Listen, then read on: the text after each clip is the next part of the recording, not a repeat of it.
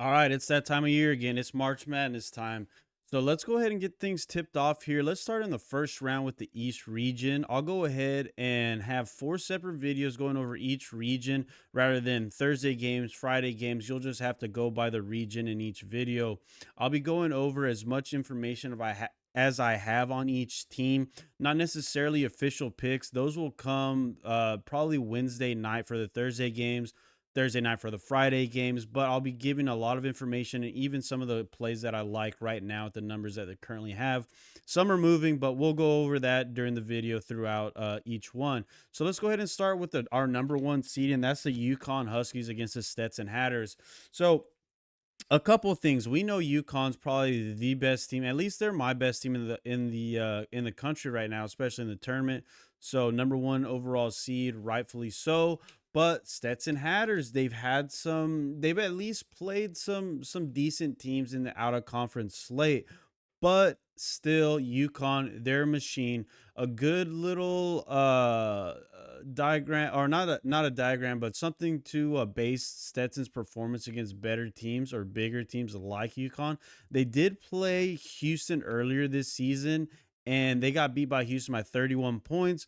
We have a spread of 26 and a half points right now for the Huskies. I think that'll stay about the same. I could see some people taking the points with Stetson. But UConn, I think if Houston was able to shut them down defensively, win by 31 points, I think UConn could probably do about the same. So if I was to play this one at the current number, I would definitely take UConn. Another thing to notate is that on the website for the Thursday, Friday, and throughout the whole tournament will be we'll be handicapping each game, have wagers on each game. So that's why I'll be going over even the 116s, 215s, that sort of thing. All right. So next game, we have last year's Cinderella, the Florida Atlantic Owls, taking on Northwestern Wildcats. That game's going to be on Friday. Also, the Yukon Stetson game, that's at Friday. So this one will be at 11:20 a.m. Friday. FAU's favored by 2.5 points. This to me is a pretty close matchup. Florida Atlantic, we know they have great guard play, but they tend to turn the ball over too many times. Northwestern, they also have veteran guards, they have veteran bigs as well. But with Northwestern, the problem is they don't have as an explosive offense as Florida Atlantic, only from the 3 point line. If Northwestern's able to knock down their threes and not turn the ball over, they may have some success here. But I think the game's going to come down to exactly that 3 pointers and turnovers. Which Florida Atlantic team are we going to see? Are we going to see the team that got killed by Temple? Or are we going to see a rejuvenated Owls team that we saw last year in the tournament? It's basically the same players, except for I want to say one was a senior last year, but basically all the same team, just a year older. So FAU has the better offense, they have the better rebounding, and a veteran team like we talked about. But with the spread being 2.5 in a pretty even game, like which side do you want to go to? I feel like this spread's going to move around some throughout the next 2 days. So you want to just keep an eye on that. I think there will be some Northwestern buyback because I think a lot of people are going to like Northwestern just based off of the type of performance that FAU has put on the road this season as well as in the AAC tournament. So they weren't very convincing. They didn't have a great year. They had a strong year, but not a great year. Um, at least based off of the way they finished last season. So I'm not playing this one right now. I like FAU in this game for sure. Just because of their athleticism with Northwestern, basically, if you stop Boo Booey, you could probably stop their offense as a whole. But we'll have to wait and see. But right now, I like FAU in this matchup. I'm just waiting to see where this line's gonna land because at 2.5, I feel like there will be some buyback on Northwestern. I'm surprised there hasn't been yet, but we'll just have to wait and see. So right now, that's the 8-9 matchup. I'm liking Florida Atlantic, but we're gonna have to wait and see where this line goes. All right, for the next game, another good game. It's going to be number 5 San Diego State favored by 7 points against 12 seeded UAB. This game's at Friday at 12:50 p.m. This is all Central Standard Time, just so you know. I think this is going to be a close game. I think that kind of like Florida Atlantic, San Diego State's been a little shaky, especially on the offensive side of the ball. They could run cold, but then have great defense to back it up. But how long is that really going to last for? UAB's coming into this game red hot, dominating the American Conference tournament. So they didn't have the toughest road, but they still dominated and won their way through, won the championship, got into the tournament. If UAB can figure out a way to score on the San Diego State defense, easier said than done. But I think if they can do that, then they'll have a very successful day, and they could even defeat San Diego State. Remember, San Diego State last year they pulled off a close game. I believe it was against College of Charleston in round one. It took them a while to finally come back, pull away, and of course they did that with their defense. So they're definitely gonna have to lean on their defense here. But at 7 points, I would probably look at UAB. It's just too many points between from like 4.5 up. A 4.5 to the current number at 7. I would have to take UAB just because the San Diego State offense has just been so inconsistent. You don't know which team you're going to get. They have a great coach. They have great players. They're very physical. They play a great brand of defense, and again, veteran team, and they've been there before, so that also helps. So that kind of factors into like that seven number. But as of right now, the way they're playing offensively, they're going to be hard to trust. And UAB, if UAB could shoot the three pointer, get some rebounds. I think that they'll have a chance to keep this game close. So at the current number, I like getting 7 points with UAB. That's definitely not going to hold. I could see that number moving from every which way. Definitely some buyback at UAB at 7. I don't think it gets any. I don't think it gets a 7.5, 8. I think we're gonna see a 7, maybe all the way down to 6, but 6 I'd have to think. But right now, I think it's just too many points for the San Diego State team, and the way they're playing right now. All right, the next game, Auburn, number 4 seeded Auburn, laying 13 points against 13 seed Yale. So we know this. We love Auburn. We have them to win the national championship. We think that they're one of the best teams in the country. I'd probably rate them probably in the top 4 for me. It would probably be UConn, Houston, and probably Auburn, North Carolina. That's about around where I have them. So, and Yale, let's be honest, Yale, it took, if you watch the Ivy League championship, it kind of took a miracle for them to come back and win that game. Basically, Brown had to go ice cold, missing jumpers and free throws to lose the game. They should have won the game, couldn't make their free throws. Yale ends up winning. Can they make something out of it and do something? I don't know. They've been trendy all season. People have liked Yale all year, and you'll see people wanting, I don't know, for whatever reason, but they might be betting on Yale, which I don't really understand. I think Auburn's just, I mean, they proved it in the SEC conference tournament. They're just head and shoulders above like the majority of teams. And if they play the way they did this season and last year in the tournament, which they should have beat Houston, I think this is the season this Auburn team, veteran team, makes a run, and their first obstacles this Yale team. And like I said, Yale, trendy. They beat Baylor like 10 years ago. But what have they done since then? Why are they so trendy? I don't really get it. I know they have some decent metrics, but they're not even close to where Auburn is. I would lay the 13 points with Auburn. I feel like this team is just locked in, and Yale's gonna have some trouble for sure with their athleticism. All right, next game here. We got number 6 seed BYU laying 9.5 points against 11 seeded Duquesne. This game's on Thursday, 11:45. So what do we know about BYU 3-point jackers? If they shoot the three well, they make more than 10 3-pointers, basically around 50%. If they make around 15, this game's not going to be close. Duquesne I don't think they'll be tired, but I mean, Duquesne played every single game in the Atlantic 10 tournament. They won every game, but at some point, this team's going to wear down, especially against a very arrested BYU team. But there's that Cinderella story aspect with Duquesne. They ran through as a very low seed to win the Atlantic 10. Their coach, he's getting ready to retire. This is going to be his last tournament, possibly his last game. So, Duquesne plays a very rough, tough style defense, very well coached. This coach, I believe he coached LeBron in high school, if I'm remembering correctly. So it's a very well coached team, but there's that aspect where you kind of don't know.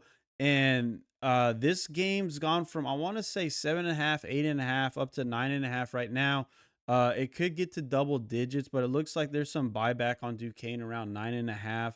I want to wait on this game because just in the back of your head, it's like, if Duquesne can keep, if with Duquesne's style of defense, if they can keep BYU off the 3 point line, which is tough, but BYU struggles neutral court.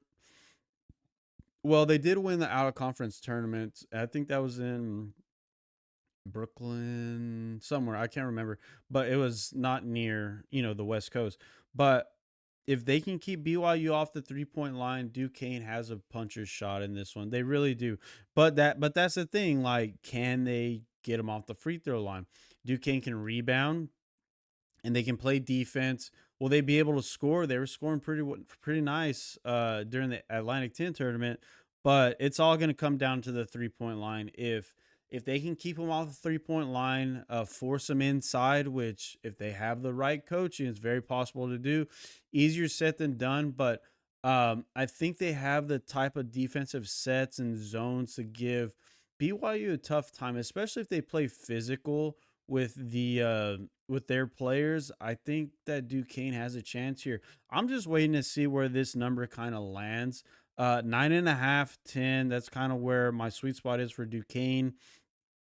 If it gets to 8, 7.5, 8, then it's kind of like looking towards BYU. But I kind of want to wait to see where this number lands. And like I said, that's why I have the official card. This game's on Thursday, so probably like Wednesday night, very early Thursday morning. That's when it'll come out. Most likely, because I did all the work now, probably Wednesday night. But that's kind of where I am with this game. I think the sweet spot for Duquesne is 9.5, 10 points, double digits, because basically BYU, in a whole basketball sense, if this Duquesne defense keeps playing the way they have been, they could shut down this BYU 3 point shooting team. They live and die by three. I hate that. In March, it works one night and it won't work 2 days later. So look out for that as well. BYU shoots a bunch of threes, which we'll go over when that time comes in another video and online on the website. So, but right there, I'm waiting for that. That's what kind of what I'm looking for on in that game. So the next game, we got number 13 seed Illinois laying 11.5 points against Morehead State. This game's at Thursday, 2:15 p.m. Morehead State seems like they're a trendy dog. Last time Illinois was in the tournament, I believe they got knocked out in the first round. um, I think that was the Loyola Chicago. I think that was the last time a couple years ago Illinois was in the tournament. I don't think they made it last year, and then the year before, I think they got knocked out early again as well. So yeah, so Illinois, but they're much better this season. Morehead State's got a good defense. Illinois ranks high though in almost every important category: offense, defense, rebounding. It's gonna be a very tough game for Morehead State. They came on very hot at the end of the year. I think they've won like four, maybe 5 or 6 games in a row. A lot of that coming from the conference tournament, but they did play a very tough out of conference schedule. They played Alabama, they played Purdue, they played Penn State, and they all got killed. So I think that, and it was by way more than 12 points. So obviously that was at the beginning of the season, but just like to put it into perspective, like the matchups that they've gone against, good teams like Alabama, Purdue, Penn State, two Big Ten teams they played and got killed by them. So for me, with the way Illinois is kind of underrated here, Morehead State's very trendy dog, I feel like, for a lot of people, but This Illinois team's underrated with their offense, defense, rebounding, their size, veterans. They've got like 30-year-olds on their team, right? So they got Damas, they got Terrence Shannon Jr. There's like 4, 5, 6 year seniors on this team. Very veteran bunch. And I really like this Illinois team and the way they're playing right now on both sides of the ball, especially rebounding. And I think I I'm good with laying, like the 11 and a half, 13 points here. Again, like I said, none of the games were close when they played those non-conference schedule against those Big Ten schools. So I like Illinois here. I think there'll be some buyback on Morehead State. Like I said, Trinity dog, but I really like Illinois in this matchup for all those reasons.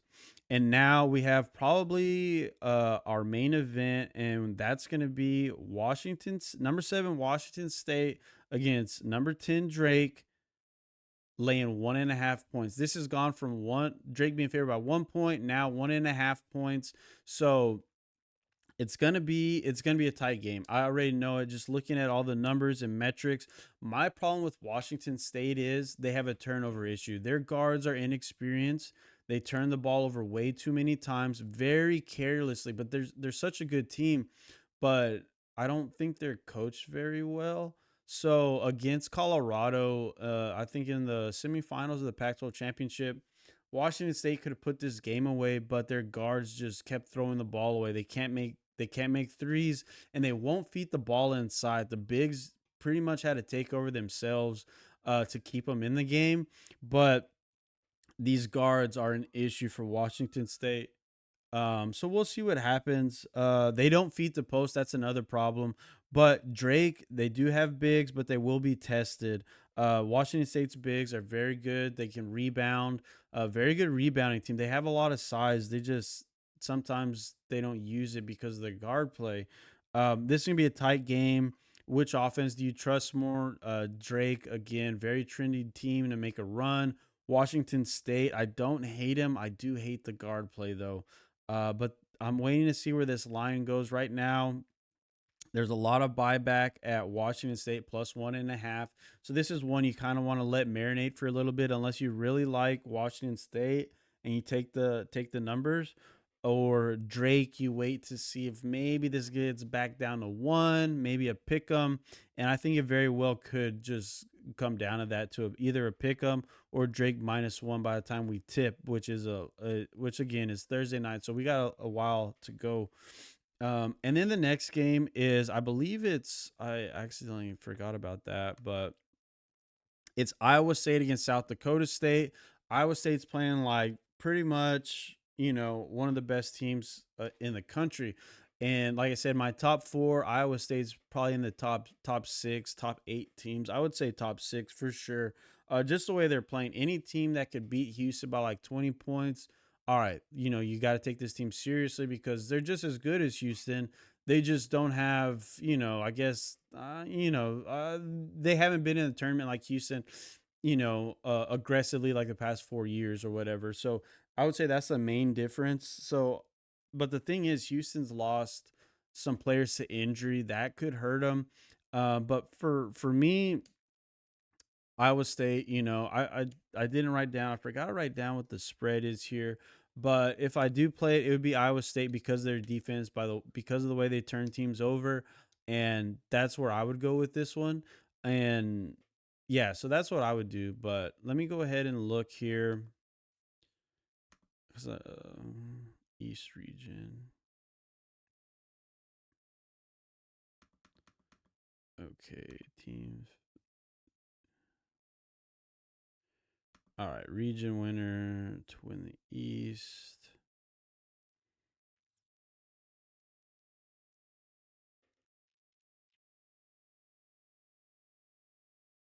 Okay, so we have some little props for to win the East region. Basically, UConn's the favorite, rightfully so, but you have Auburn, Iowa State right there. If you want to take some flyers, I would say, you got Illinois, Florida Atlantic, Northwestern, Drake at 55 to 1. But this is a tough one because this is probably the toughest. It is the toughest region, and that's with UConn, Auburn, Iowa State, Illinois, BYU, San Diego State, Florida Atlantic. I mean, those are basically two Final Four teams right there, two Elite Eight teams, and then three if you count UConn. So it's the toughest region. So the props here are a little tough, but you could take a flyer on some of those schools like Washington State, Drake, Florida Atlantic, San Diego State, even UAB. But yeah, for me, I would pick Auburn, Iowa State, just because you get a little bit more a better price. But we know UConn, they're the class of this division. So that was our East Division, first round of the East Division. Like I said, I'll have 3 other videos with the other divisions coming up. So stay tuned, subscribe, follow us on all of our other social media sites, and we'll see you then.